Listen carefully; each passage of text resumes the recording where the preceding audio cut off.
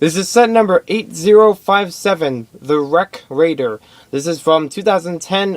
It is part of the Atlantis theme. 64 pieces, 2 minifigures, 1 treasure key, ages 6 to 12, and retails for $10. At $10, this is an okay price, considering the pieces that you get. A little bit lower, than expected. I would see this probably going for about $7 if I was to price it. But I guess for 2 minifigures and some unique molds, that kind of pushes up the price to $10. Plus, we already had a smaller set, Monster Crab Clash, with that approximate $6 to $7 price. So let's take a look at the instructions first. It shows you how it looks in the set. This is a boxed set, a very small one at that. We get some of the Atlantis background. We do get stickers in this set. And funny story about it, I'll get into in just a bit. Then on the back, it shows you all the Atlantis sets from 2010. And they're all in a big pose. A lot of fighting going on. You have some of the sets shown on the side with their boxes. Larger ones on the left, smaller on the right. This includes which treasure keys and which minifigure built monsters you find in the sets. And then you have Atlantis.lego.com. They gave you free 3D glasses in the LEGO magazine, so you could see the site online in 3D form. It was kind of cool at the time, and I think you could play some of the games in 3D too. We also have the piece count on the back, and LEGO Club, and the win. Just your typical things in the back of the instructions. So let's take a closer look at these figures. We're going to start with the Shark Warrior and take a look at his bottom torso, which is, this is a minifigure that's built to be like a shark-human hybrid of some sort. It's kind of like an early version of Chima, if you want to think of it that way. He comes with a trident, as we've seen in many sets, and an Atlantis key. This one is the blue key with an octopus on it. That key comes in a bunch of larger sets as well. So, if you're looking to get those, you don't have to worry about this set for the key. Here's a look at his face. It does come off. There's a better look at the torso. And here is the head mold for the shark. It does not have an actual head inside of it to use. It has some eyes. You can't move the mouth or anything. It has some inscriptions on the top of its head. These usually travel in large groups and are found in, I believe, 2 or 3 sets from 2010. It's a 2010 only minifigure because they're not used in 2011. We do not get any printing on the back.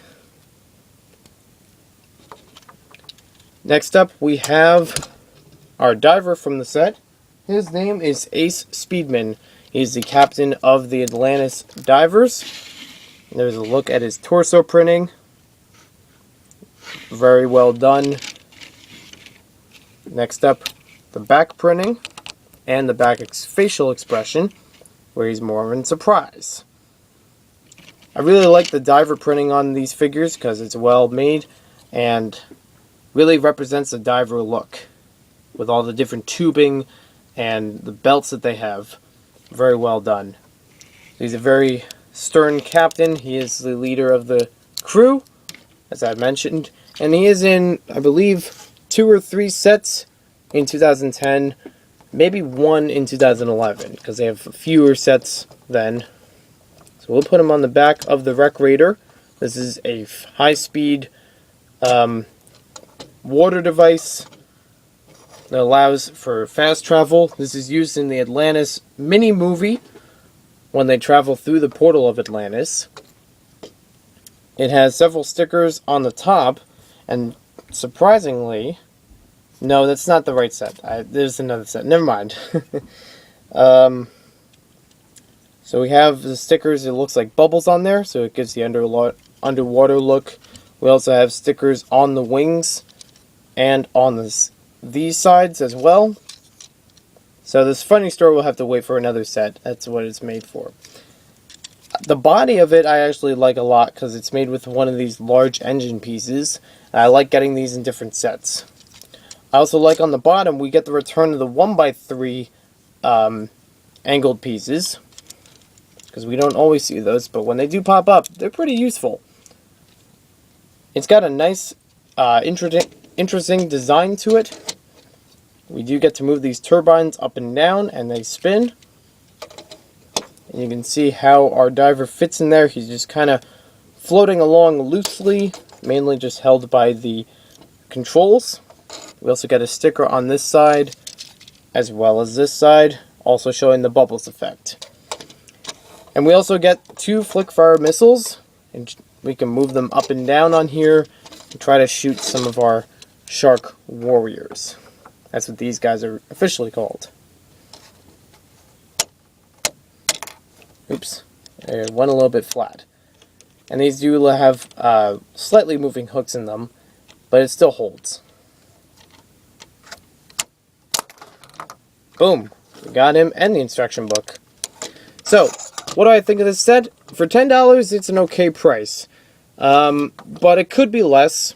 I think at the time it seemed okay because of the kind of pieces that you got in it. And it was just, a little bit better way to get some of the, the shark warriors, some of the divers, and also the treasure pieces. If you're in for the set, for some of the minifigures, just buy them on their own. Probably a little bit cheaper to find. The model works well as a $10 model. But I could see this being paired with maybe another model. Or a smaller model to go with it. Maybe like a piece of seaweed or something that we could add into the set. Just to make the price a little bit better, worthwhile. Again, I would go for a cheaper price for this. So, as a model is, though, it looks pretty good. So, thanks for watching this video. Hope you guys enjoyed it, and we'll see you next time with more LEGO set reviews.